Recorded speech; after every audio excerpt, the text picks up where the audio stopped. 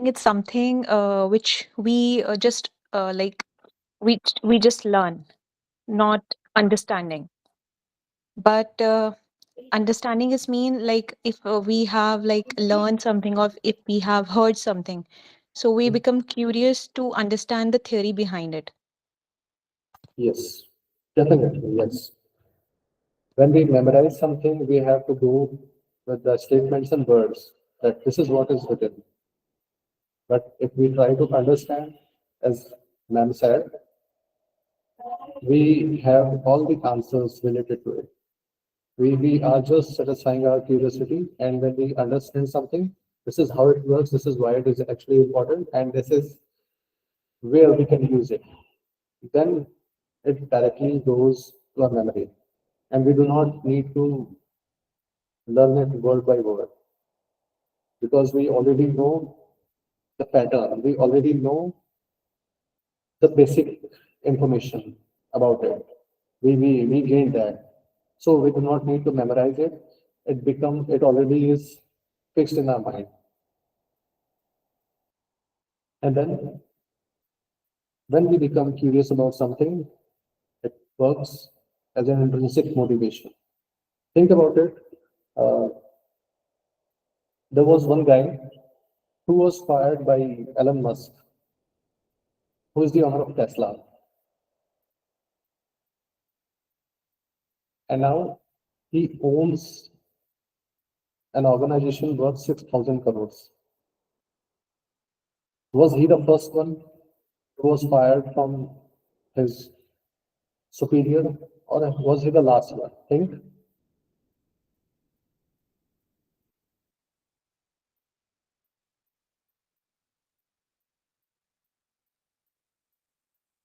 But when he was fired, it took him 2 years to build a 6,000 crore organization.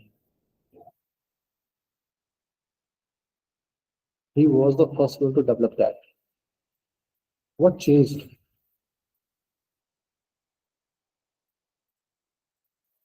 He was already on a great position in Tesla, but for certain reasons, he was fired by Elon Musk himself. But story didn't, and it started actually. You might have heard the name of Zoho. The guy, the person is the owner of the company Zoho now. He built it within 2 years. Think about it from where it has started. Definitely, he had the motivation. Initially, some stress as well. But once he started thinking about what we have now and what else we can prepare, what else we can deliver. And that's how he started learning. He started researching on what actually is missing, what fulfills the picture. And that's how he kept doing the same thing for 2 years. He kept the same mindset for 2 years. And then he developed it. He built it. He had no support. He had no initial, I would say, collaborators. And he had no supporters as well. But he did it. He built it. Curiosity drives intrinsic motivation, and it can lead us to learning and to success eventually. And yes, it lowers the boredom barrier. What now? And in today's classroom, we have seen n number of individuals, we have seen n number of students using mobile phones, maybe watching, maybe scrolling down to social media, maybe something else. If somebody is curious about something, they keep working on that. They do not see whether the time has ended, whether the class is over. They just focus on that. They focus on learning, the gaining the complete knowledge about it. And it, yes, it lowers the boredom level. They don't get bored by doing that. But those who are not curious, they try to do everything by their time. That, oh, it's this amount of time, it's been too much. Let's do something else. But the people who keep focusing on the same thing, they keep the curiosity alive, they keep working on getting more knowledge. And yes, when we talk about curiosity, they have to focus on the divergent thinking, and there are n number of questions which lead the learners who are curious towards the different kind of solutions, different kind of ideas. And yes, it is only because of they think critically. And it is the great equalizer. We already have discussed about, the boredom barrier. Once the curiosity is there, it equalizes, your effort, the lack of knowledge with the effort of knowing. If I do not know something, it does not remain on that. People do not remain on that. If they are curious about something, they keep learning and they keep earning the knowledge. They keep getting more and more information. It equalizes, it removes, or should I say, it eliminates the boredom barrier. What else can I do now? If somebody is curious, definitely you can work on it for a longer period of time. So it works as great equalizer. I hope I'm clear by now.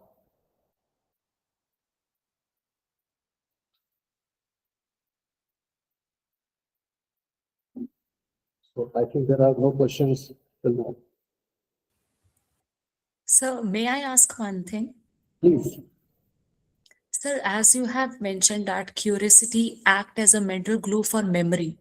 Yes. So, don't you think that if we have the curiosity and if we have that mental glue attached towards our memory for something, Mhm. so can you not say that it will be turned into overthinking also?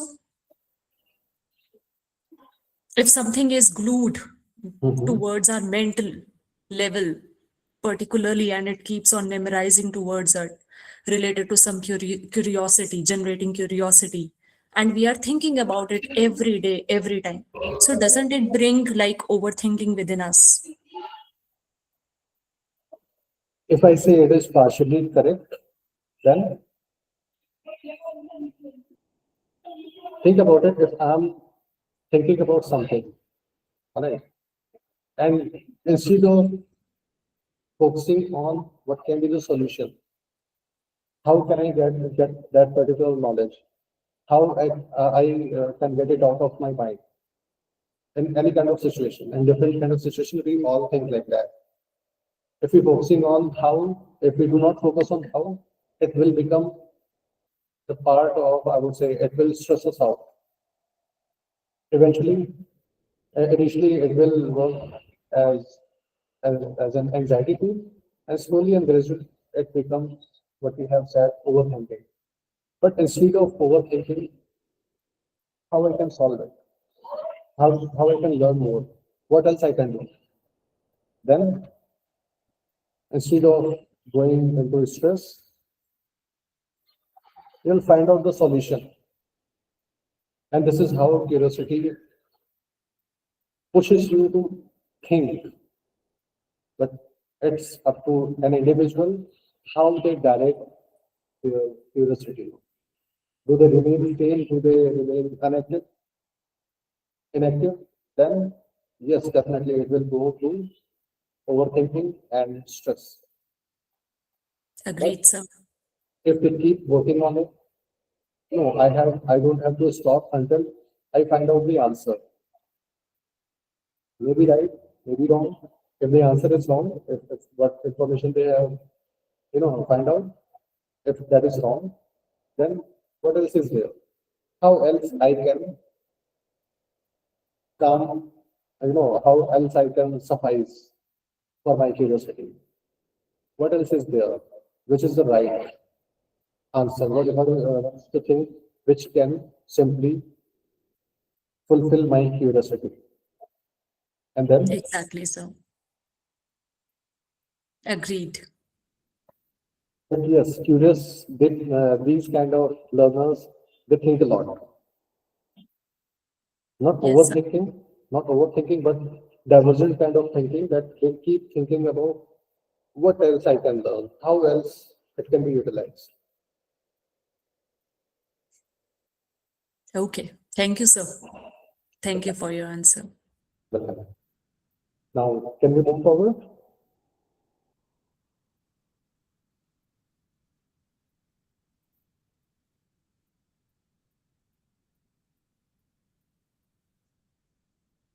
As educators, how can we direct the curiosity of the learners towards learning? And this is the biggest challenge, I believe. Before we go on to that, how do you engage the students in learning? Educators,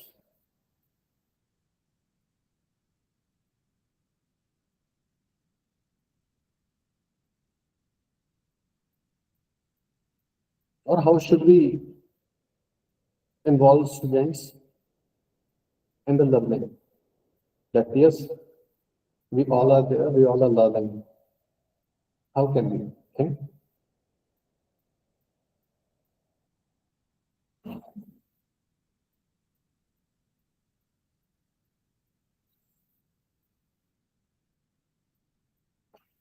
It starts with creating liminal spaces. Liminal space are nothing but it is the space between what do you know and what you do not. Directly going on to the answer, directly stating the definitions, directly stating theorems, and directly stating about the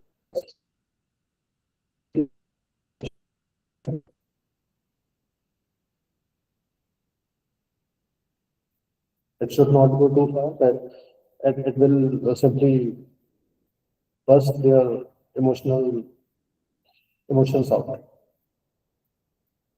So as educators, we all need to create liminal spaces which have, you know, if somebody knows 10 out of 100, maybe we can push it towards 15. But if we are starting from 50, it's a tough spot. So instead of looking, no, that where I am now, we should start seeing where my learners are now, on what position they are, what is their learning condition, or what is their learning statement. We just need to focus on that, and then we can start from there, maybe a little further. Sorry. And then we need to connect between ideas. Think about it. If you ask a simple question in the classroom and there are 20 students, what do you expect? Do you really think all the answers are going to be the same? Or would there be certain differences?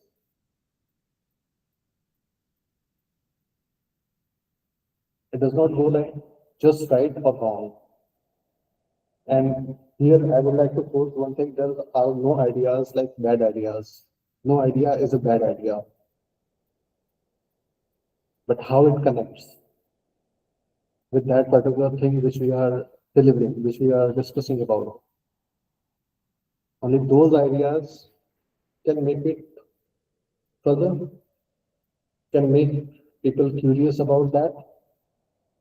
And those ideas which are not connected, what they can do, what those ideas can do. Maybe just maybe as educator, we can try and connect those ideas to what we are teaching, what knowledge and information that we are trying to, deliver, which can reach here in the minds, not just to ears. and ask generative questions.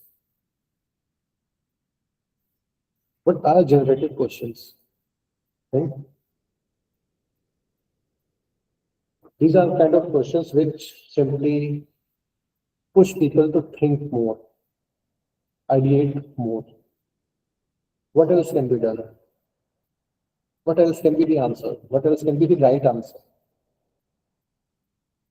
And how else we can do it? Let's say if we talk about person who is taking, dealing with the nursing students, think about it. If they ask the nursing students, what happens when you simply ignore a patient's condition? And the version 2 is simple. If the that educator simply asks, think about it. What happens when you are on, I would say, on a hospital bed and nobody is taking care of you? How would you feel? And what will you do? Maybe from there, maybe just maybe from there, people will start considering. The learners will start taking it on a personal note. Yes, what else? What would have happened if I was there and nobody was there to listen to me? And then again, the next question is, what would you expect from them? Your caretakers, the nursing staff, the medical staff. Think. And here's the answer. People will start thinking, oh, I'm also a nurse. I need to take care of those things. And this is how we can generate certain ideas through our questions. Maybe sometimes direct questions, and maybe sometimes indirect or divergent questions. And here's the parking lot technique. And yes, it is completely situational. It does not apply on every part, every subject, and every specialization. But yes, sometimes it helps really good. Sometimes, as an educator, you can simply ask one question which does not belong to the book. And then be open for the answers. Sometimes the answers remain within the classroom, sometimes they go out of the classroom. The people, the learners, they keep telling you those things which does not belong in that particular classroom.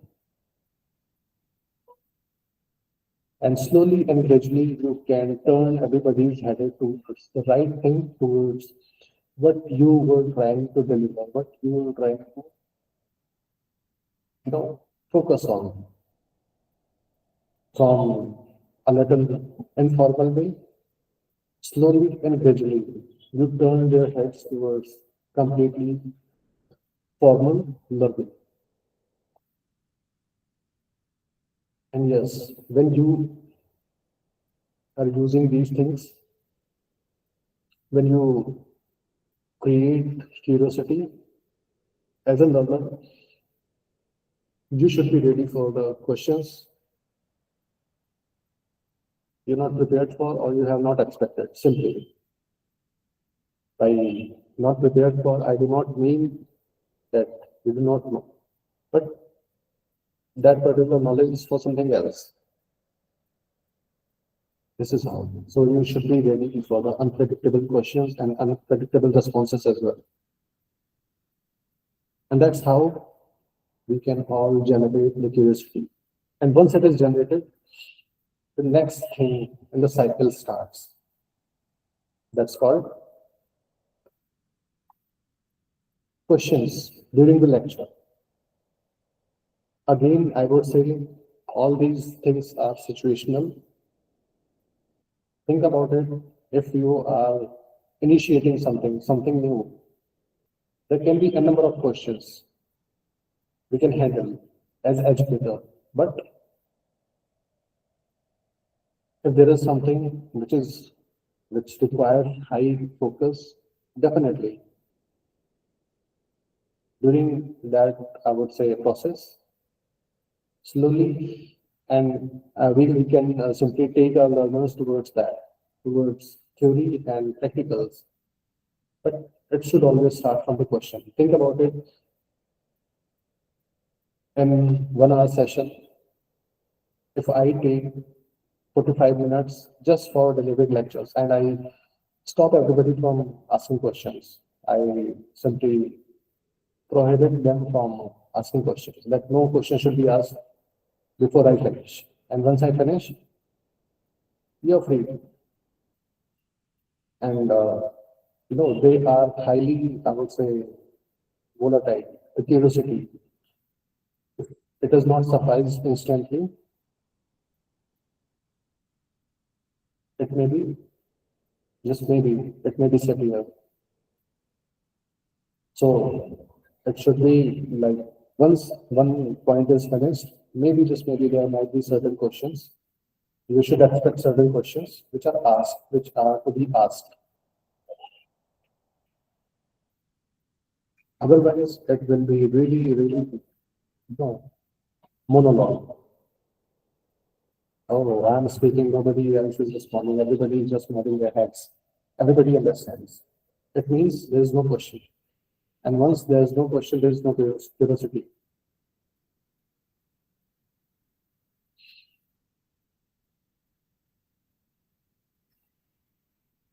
And here, once the curiosity is already, patterned up, yes, anyone speaking?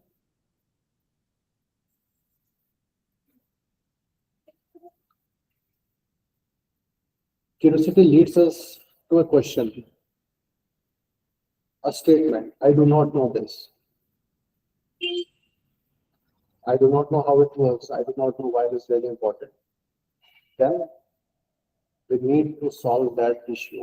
We need to solve that problem of being in a position of not knowing anything, not knowing the thing which is being taught.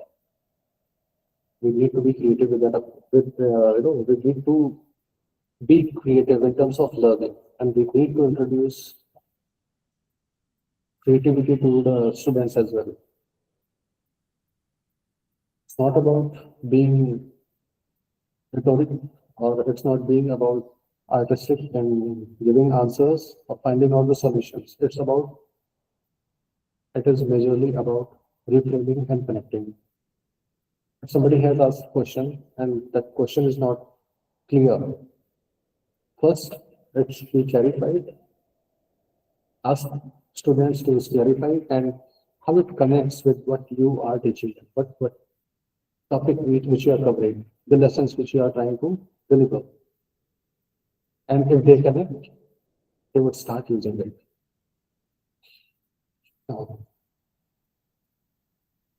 Anybody about the second point, divergent versus convergent thinking?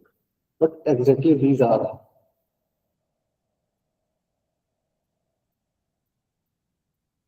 Anyone? What do you think these are?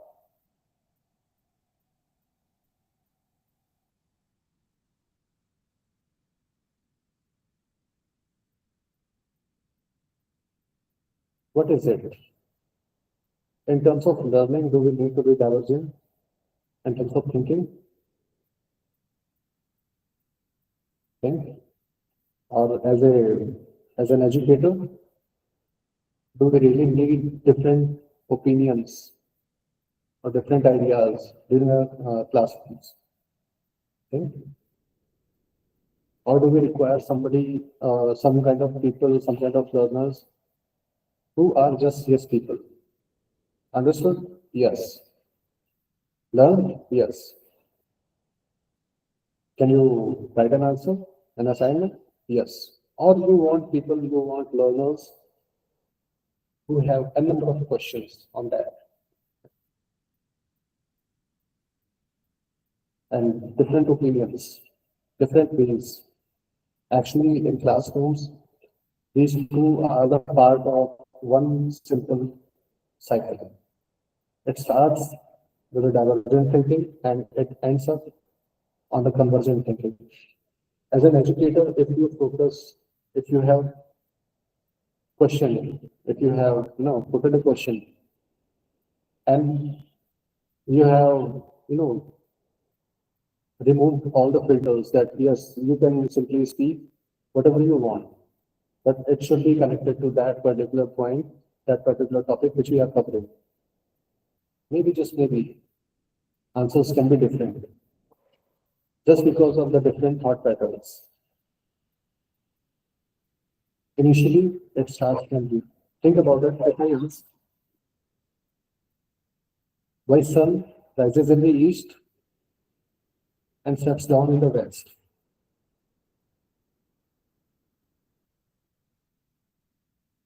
What are your opinions? Why it happens?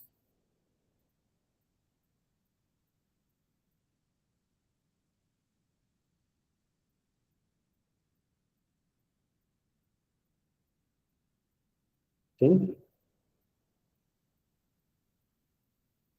why sun rises in the east and sets in the west? Or does it?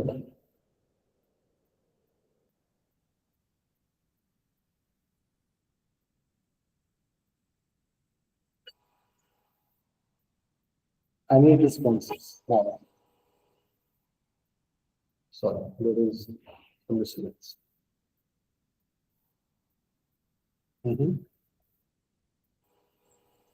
Maybe, just maybe, people try to explore the information which they already had, and then they quote different things. Maybe, just maybe, Earth is the center of the universe. It started from here, but slowly and gradually people started becoming curious, and they started finding out the answers as well. Sun is the center of the solar system. We all are rotating around it. Then they found out that Earth is also rotating on its own axis, and it takes 24 hours. When we are at a point, it takes 24 hours to rotate on its own axis. Getting back on the same point, it takes that 24 hours. Now think about it. This is how the discoveries about the universe have started. But if they didn't, we would be in some other, I would say, assumptions. But slowly and gradually, everybody has different theories, different opinions. They have researched on different, I would say, focuses. But slowly and gradually, they become convergent. Everybody stopped at one point. That sun is the center of our solar system, but this is not the only solar system. Earth, it circles around it in a spherical mode. And then Earth also rotates on its own axis, and it also is tilted 3 degrees. And that's how we see sunrise and how it sets. The biggest issue is functional fixedness barrier. We can't do it. What's the functional fixedness barrier? Many people think, I have learned a lot of things. I do not need to know anything else, or this is what I already know. But the people who are curious, the learners, the students who become curious, they just break those barriers. They do not, I would say, they just do not stick to the rules. It does not mean they break the rules. They go beyond that. They keep searching for what else is there. Is there any other thing which can simply define that? And this is how they break the functional barrier to the creative thinking. Here is a method which, as an educator, you can use it. There are certain types of questions you can quote at the starting of your session, which will bring the attention of the students towards what you are going to teach them. That's called Stamper method. Think about it. If you start with that, what substitutes can be used? If you are teaching something in management, what else can be utilized about it in place of this? Then different ideas. You have multiple answers of the question. Definitely. How can it be connected? Adaptation. Many individuals, they really learned about it and they become the true learners. And everybody who wants to be successful, they have to be a great learner. They do not stop at what they have already. What they have learned. They keep going on. They keep, developing new curiosities and they start adapting things. They start adapting skills and information about a problem. And then ask students this particular thing. How can you modify the solutions? How can you simply mold those things which already are in use? And then, can I ask something funny?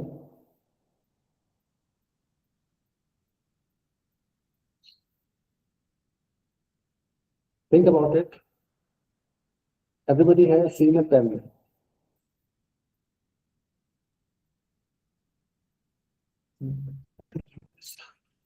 Just for one purpose, writing something down.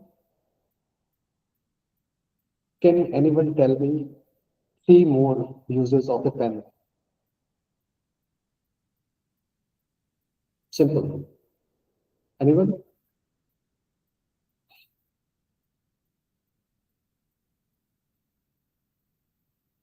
We write with the pen, but what else? What else we can do with it?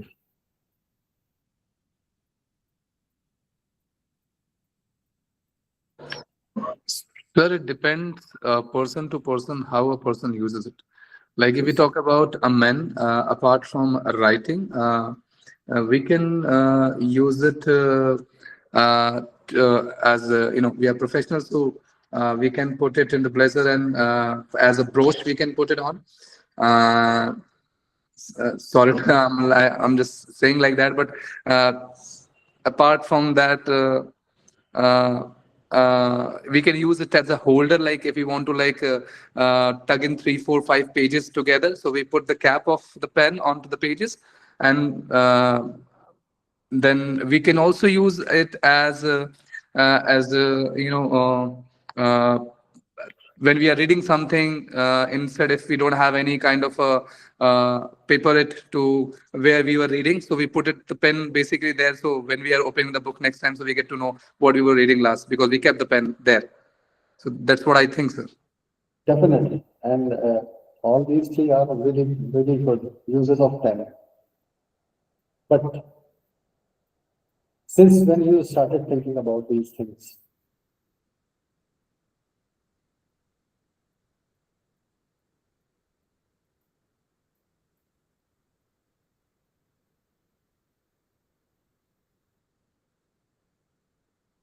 Just now, or you had these plans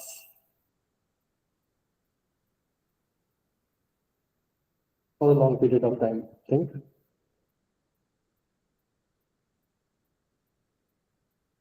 This is what happens when, yes, you're speaking something. I beg your pardon, sir, but your voice is echoing, so I'm not able to get your question, sir. My question is, you just found out these things now, or you already had those things? I would say actions earlier too.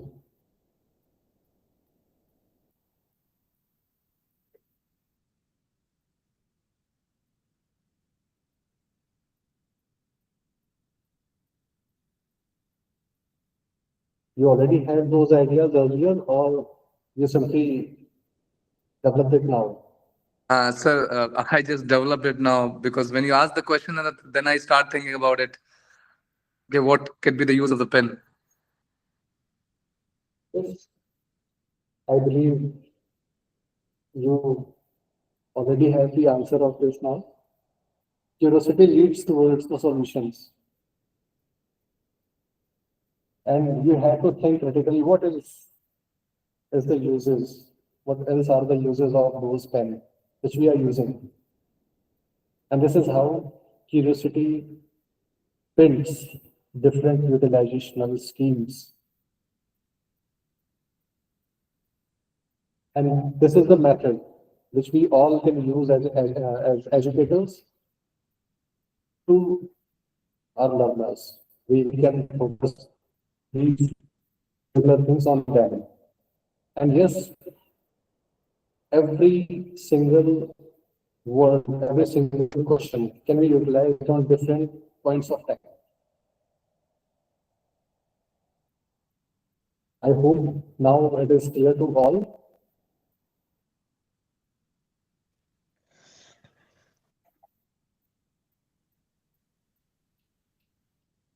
This Camper method of creating a curiosity before we start teaching something, before we start delivering the information and the knowledge, before we start imparting the knowledge.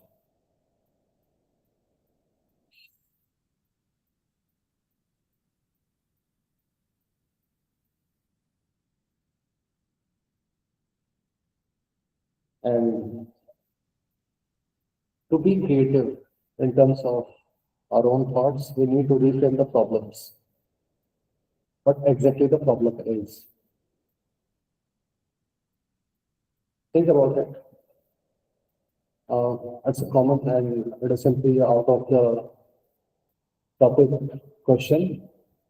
We all have heard about, you know, I'm really very much frustrated. This is my problem. I'm highly stressed.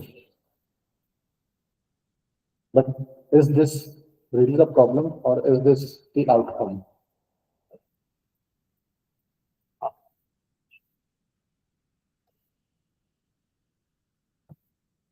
The question itself is not.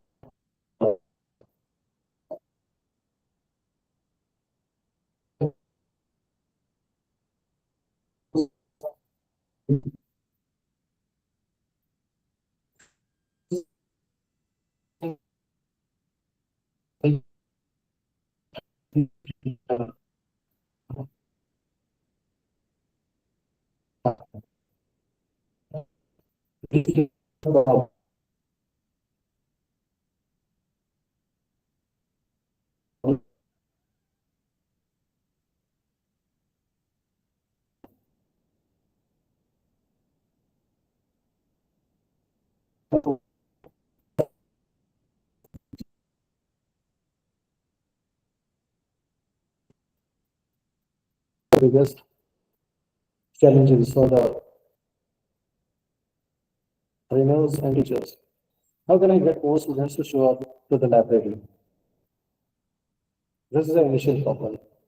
Instead of quoting it as a problem, if you see it as a solution, if you see it as an outcome, then why people are not turning towards library? Maybe because of certain rules. Initially, they were really important, but now what? It is the era of, I would say, Gen Zs. Nobody likes to be alone.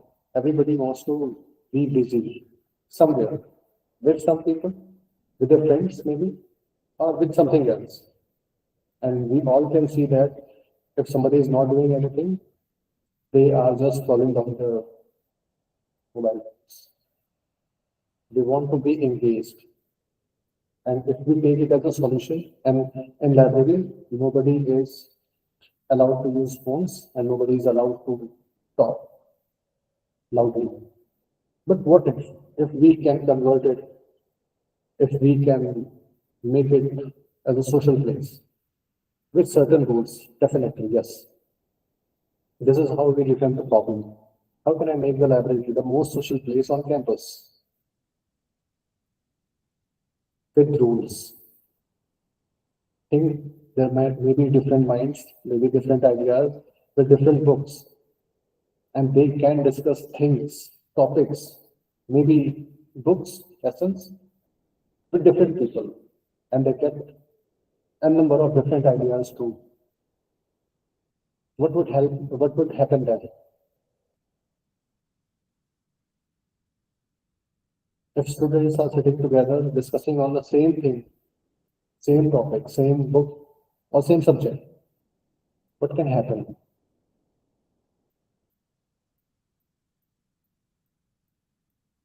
Different outcomes can be there. Learning with fun can be there. And it will no more remain a problem, a burden. Learning will not become burden in that case. It will be fun. It will be an enjoyable part of their day. And that's how we can reframe it. Any problem.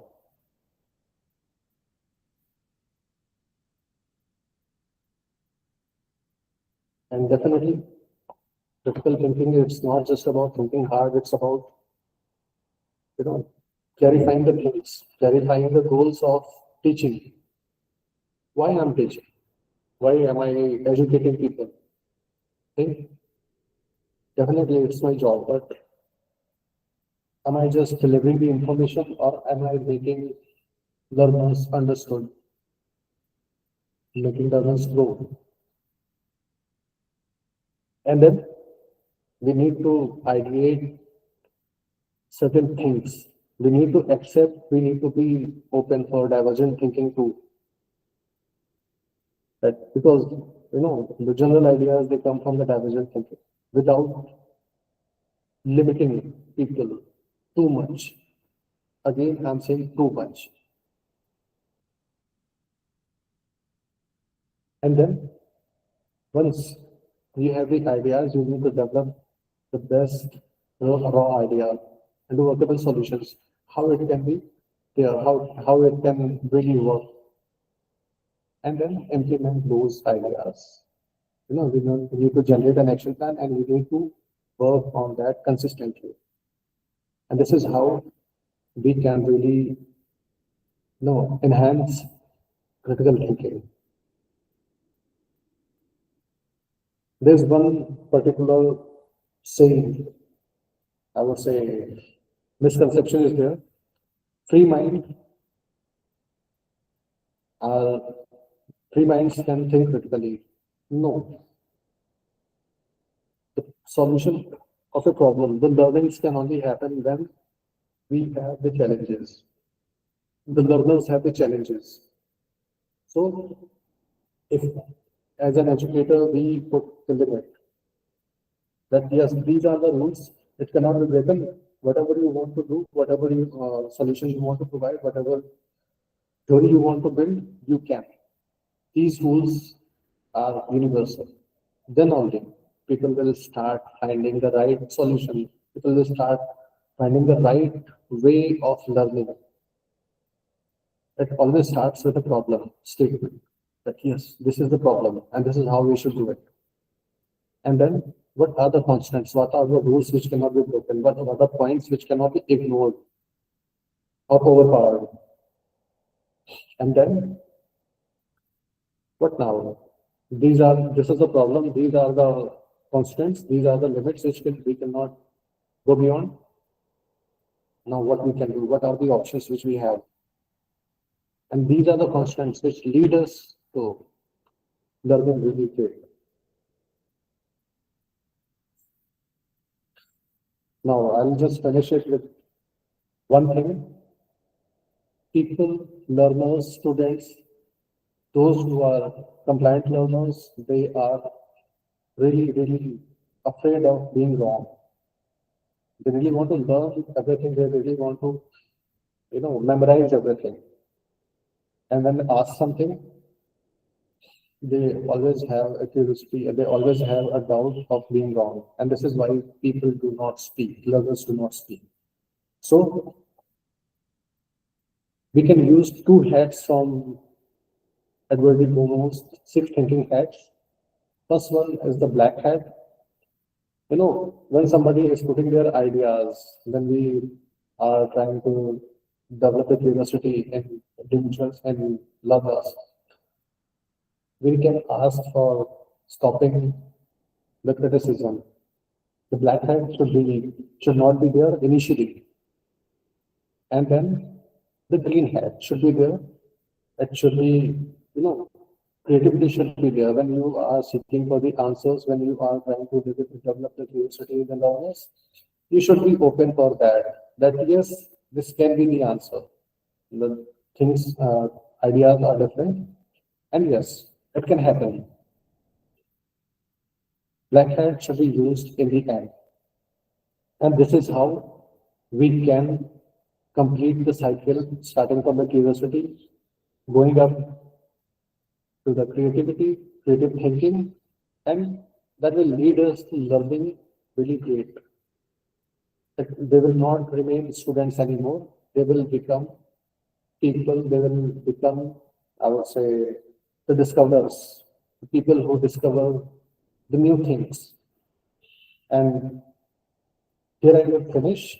Now, if anyone is having any question, you can ask now.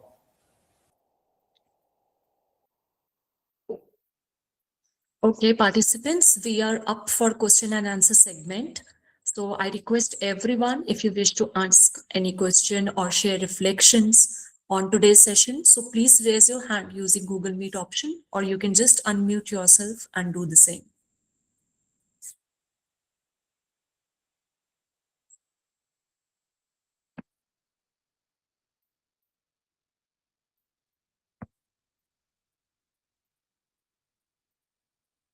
Or if participants want, they can also drop their questions in the chat box.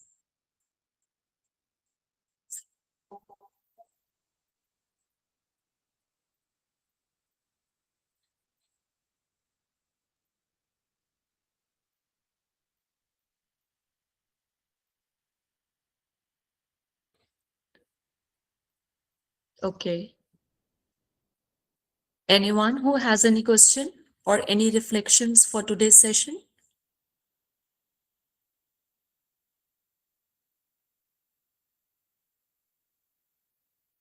Okay, so as we are running short of time, so thank you so much, sir, for such an interesting and briefly explained session. And thanks to all the participants who had already participated interactively and asked questions in the mid of the session. Thank you for making it such a success again. And as we conclude today's session, I would like to extend my sincere thanks to Mr. Sagar Pratap Singh, sir, for sharing valuable strategies and perspectives that will surely help us foster curiosity, creativity, and critical thinking among our students. I would also request everyone once again to please ensure that you have filled up the feedbacks form that has been shared in the chat box right now. So you can fill up the feedback form. I'll share in the WhatsApp group as well if you miss it out over here. But make sure to fill it out to gather all the details about our sessions. So tomorrow on day 3, we will explore another exciting topic that will be on gamification engagement, making learning active and outcome driven by Ms. Anvesha Sisodia, Executive Trainer, CTLD, from 6 to 7 p.m. sharp. We look forward to your active participation tomorrow as well. So thank you so much, everyone, all the participants, for your time, engagement, and positive energy. Have a wonderful evening ahead. Thank you, sir, and thank you, everyone. Thank you, ma'am. And still Your voice the is better breaking, things. sir. This one thing, be curious, keep learning, and that will lead towards success. And success is not Definitely, sir. just one place. I think this is the motto of this session, that we should keep learning, we should keep our curiosity up. Thank you, sir. Thank you, everyone.